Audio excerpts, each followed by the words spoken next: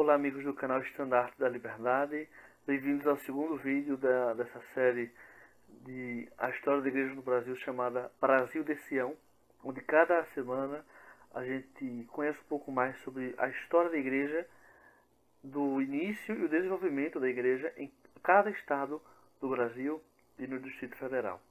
Hoje vamos ver um pouquinho sobre o estado de Alagoas, vamos ter uma visão geral de como foi a chegada da igreja, como foi essa primeira fase de desenvolvimento, os primeiros membros, os primeiros missionários e como ela foi crescendo até hoje. Tem coisas muito interessantes, então vamos descobrir um pouquinho sobre isso. Como sempre, vamos começar vendo algumas informações básicas sobre o estado de Alagoas, certo? Para a gente conhecer um pouquinho melhor esse lugar. Então aqui a gente pode ver um pouco sobre o estado de Alagoas. Ele foi criado como província do Reino de Portugal ainda em 1817. Ele foi separado da província de Pernambuco, que tinha feito uma revolução. Então, para punir, o Dom João VI retirou essa parte importantíssima da província de Pernambuco e foi criada a província das Alagoas. Sua capital é Maceió, população 3.365.351 pessoas. Isso são os dados de 2021. Eu não vi ainda a estimativa de 2022. E o estado de Alagoas, ele é dividido em 102 municípios. É muito município. Agora que a gente já viu um pouco mais sobre como é o estado de Alagoas, né? Eu acho interessante a gente pegar esses dados. Eu quero comentar uma coisa. Essas informações não sou somente eu que encontro. Na verdade, a maioria desses dados que encontra o irmão Antônio Carlos, que é o coordenador do canal Estandarte da Liberdade. Meu papel mais é organizar e apresentar isso aqui para vocês. Então, o mérito principal é dele. Eu sou mais um apresentador. Então, é interessante, como eu sempre falo, né? A gente vê um pouquinho do início, de como a igreja chegou lá em Alagoas. Obviamente, a gente sempre imagina que vai ser através da capital, no caso a cidade de Maceió, e realmente foi assim. Eu acredito que em todos os estados do Brasil deve ter sido assim, deve ter algumas exceções, claro. Na verdade tem, eu lembrei de algumas agora, mas realmente foi assim. E a pergunta que eu sempre faço, sempre comento, como foi que a igreja chegou lá? Foi através de membros ou de missionários? Então vamos ver isso agora na próxima imagem.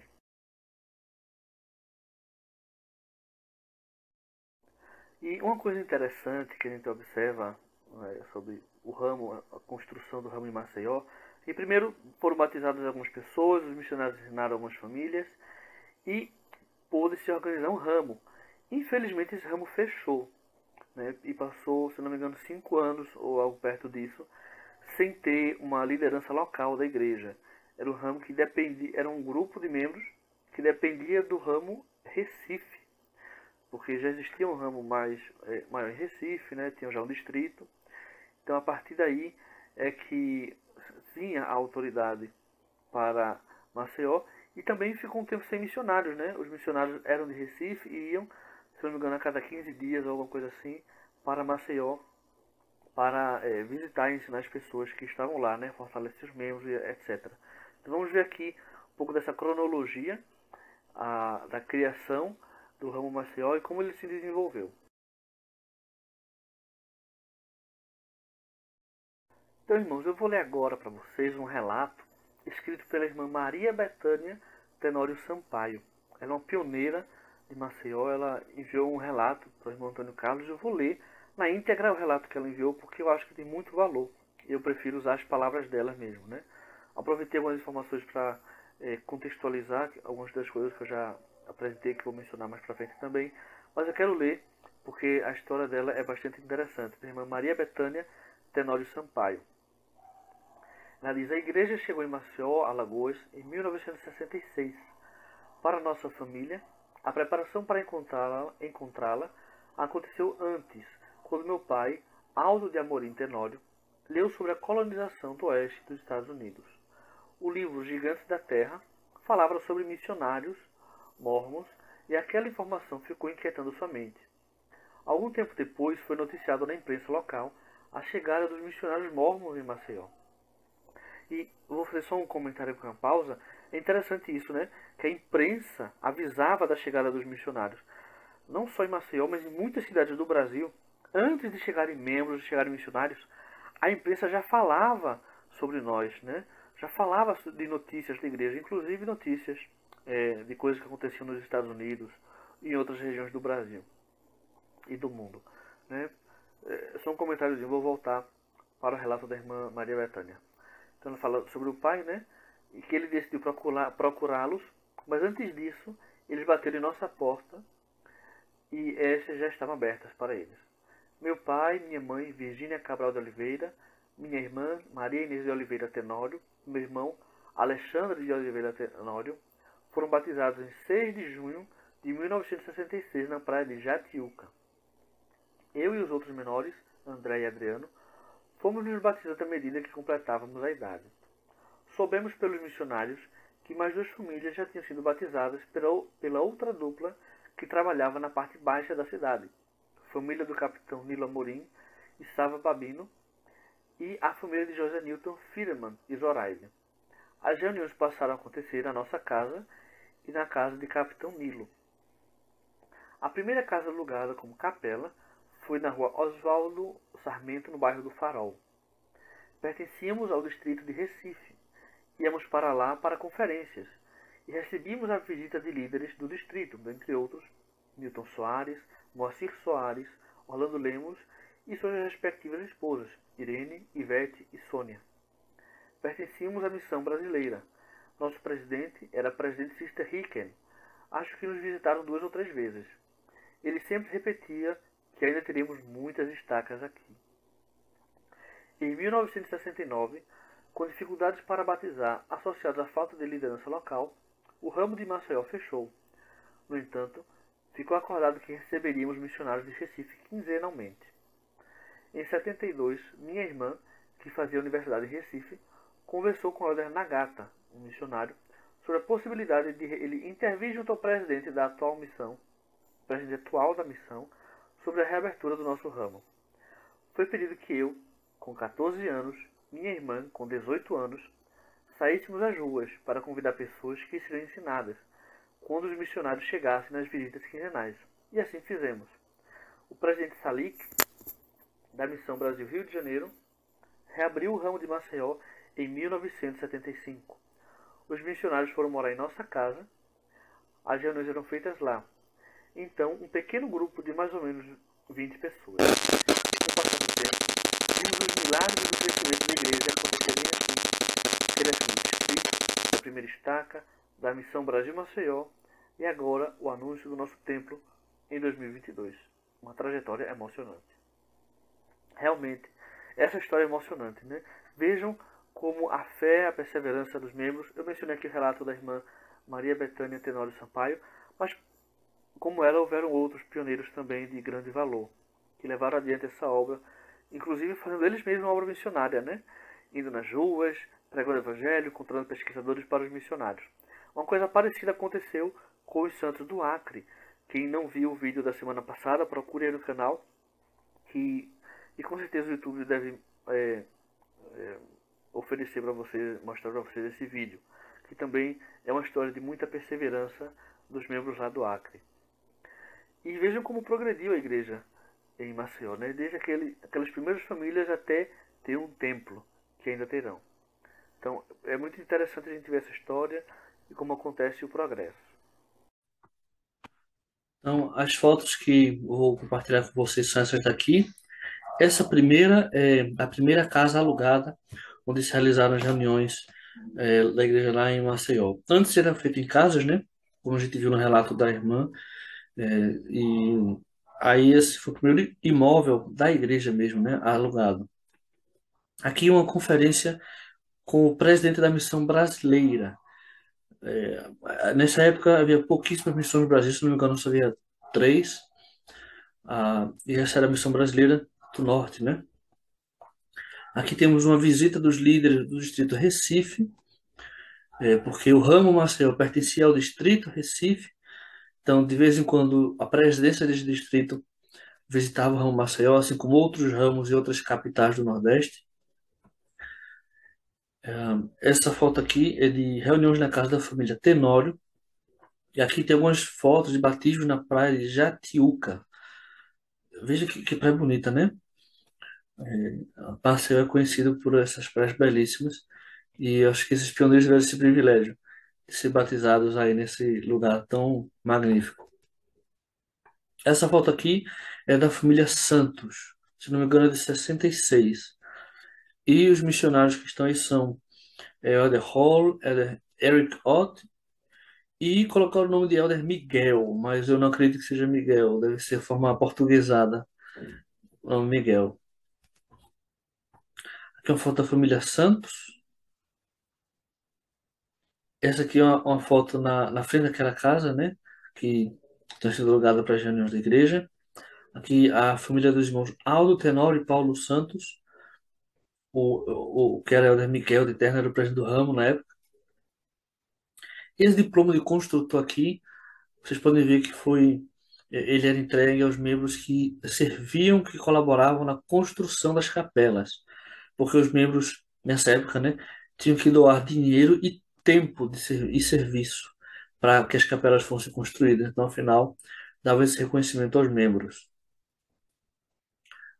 Aqui é um convite para o irmão Paulo Santos dar um discurso no Reino Sacramental. Foi o primeiro discurso dele. E, infelizmente, não tem o ano, tem só a data, né? 25 de junho seria o dia que ele daria discurso, 6 de junho foi o dia que foi feito o convite. E esse aqui é o atestado de ordenação de São Paulo Santos ao ofício de Elder no sacerdócio de Melquisedeque. Vejam que isso é do ano 75.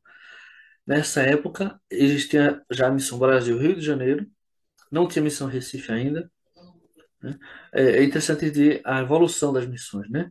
Nessa época ainda era o ramo Maceió de um distrito da Missão Brasil Rio de Janeiro. E aqui é uma recomendação para batismo. É interessante a gente ver isso aqui, né? Hoje não tem mais um documento assim. Hoje é bem diferente, inclusive ele é ele é todo eletrônico, né? Mas nessa época era dessa forma, a ficha batismal, né? Preenchia-se algumas informações da pessoa, a data que foi batizado, que foi confirmado, e tinha todas essas instruções aqui. Essa foto aqui é de uma conferência que foi feita para a criação do distrito Arapiraca, a primeira do interior de Alagoas. Essa foto é do ano 92. Pouco tempo depois foi criada a estaca Arapiraca, a gente vai ver a data mais para frente. E essa foto aqui, segundo o relato que os pioneiros enviaram para a gente, foi é, em 12 de agosto de 81, o irmão Antônio Barros foi batizado de uma pessoa na Paraíba, mudando da Paraíba para Arapiraca, interior de Alagoas, em janeiro de 82. Eles iam de Kombi até Maceió a cada 15 dias, onde a igreja já havia sido organizada para se reunir com os santos. Organizaram um pequeno grupo em Arapiraca. Então, é interessante ver como a igreja cresce no estado de Alagoas, né? Apesar de que, como a gente viu até no mapazinho, o estado de Alagoas ele é territorialmente pequeno, né? Principalmente comparado a alguns vizinhos, com a Bahia, mas tem santos fiéis, não só na capital, no interior também. Isso é muito bonito de a gente ver.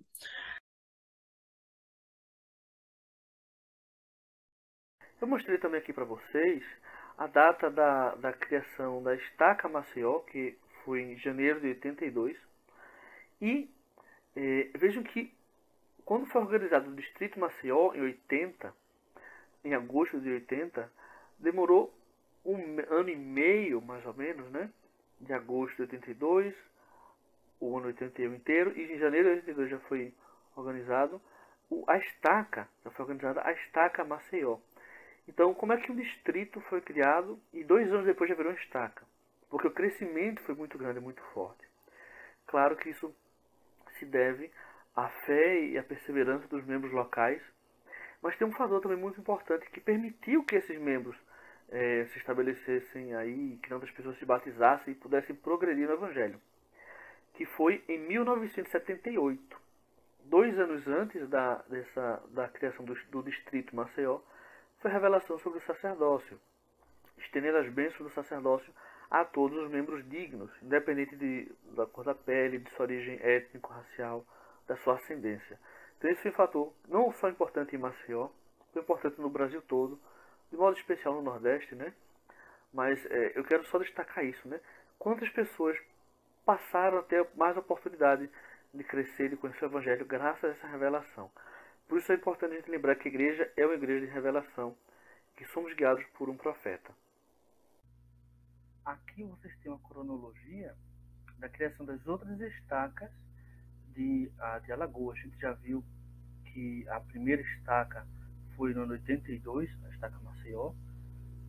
A gente tem a estaca Maceió Litoral de 93, Maceió Pajuçara de 95, a estaca Arapiraca, que pelo menos por enquanto ainda é a primeira do interior, de 95 também, Maceió Tabuleiro 2007 e estaca Maceió Colina de 2016, é meio recente, né? Então veja como a igreja ela continua crescendo, né? Década atrás de década, a igreja continua crescendo lá em Maceió. E aqui, o anúncio do templo da igreja em Maceió é um fato extraordinariamente importante, porque ele não, o anúncio de um templo, a construção do templo, ela serve de duas formas, como um marco na história. Primeiro, é um marco em relação ao passado, mostra o quanto a igreja cresceu naquele local, que a igreja lá é forte, é firme. E também é um marco em relação ao futuro, porque isso significa sempre que a igreja vai ter um destino muito grande ali, porque é uma confiança muito grande, um investimento muito grande de dinheiro, de tempo, de muitas coisas, de autoridade, de poder, que a igreja está fazendo naquele local. Então, a partir de agora, vocês vão ver quanto a igreja de Maceió vai poder crescer mais, se fortalecer, né? Vão vir muitas bênçãos mais, para não só no Maceió, né? A gente fala Maceió por causa do templo, as estacas que tem lá, o instituto, tudo, mas para todo o estado de Alagoas. Sergipe também vai fazer parte da área desse templo. O estado de Sergipe também é parte da missão Maceió, então vai seguir sendo parte do templo de Maceió também, até que tenha a sua própria missão, seu próprio templo. E vai vir muitas bênçãos, como eu disse, para aí, né? Essa foto, essa imagem frente de Nelson, é de logo do momento quando ele falou o nome, né? Maceió Brasil, quando ele anunciou. Acho que logo depois houveram alguns gritos, algumas demonstrações de alegria. Esse templo, só o fato de existir um templo já é motivo de grande alegria. E muitas alegrias mais vão vir por causa disso. Irmãos, muito obrigado por terem acompanhado esse vídeo de hoje sobre a história da igreja no estado de Alagoas. Espero que vocês tenham visto da semana passada sobre o Acre. Espero que tenham gostado desse vídeo aqui sobre Alagoas. Compartilhem com seus amigos, com outros membros da igreja, com pesquisadores, né, com membros menos ativos. Isso pode ajudar a fortalecer o testemunho deles, porque realmente a gente viu histórias sobre santos, sobre pioneiros de várias épocas, que têm se esforçado para edificar a igreja em sua terra e que estão sendo abençoados com o templo. Isso é muito significativo. Se você é de Alagoas ou já foi de lá e conhece um pouco mais de alguma coisa, sabe se de alguma informação que eu omiti, que eu não sabia, que eu não disse, ou uma coisa que estava errada, ou uma coisa que eu falei demais também. Se tiver alguma coisa que acrescentar, por favor, coloque nos comentários, porque tudo isso aqui a gente vai aproveitando, todas as sugestões, os comentários, as correções de vocês, a gente vai aproveitando para deixar um registro, né? A gente deixa tudo anotado e no final eu acredito que a gente vai enviar até para a igreja também, porque é muito rica toda essa história, todo esse conjunto de informações. Muito obrigado por vocês terem acompanhado aqui, espero vocês na próxima semana, até mais.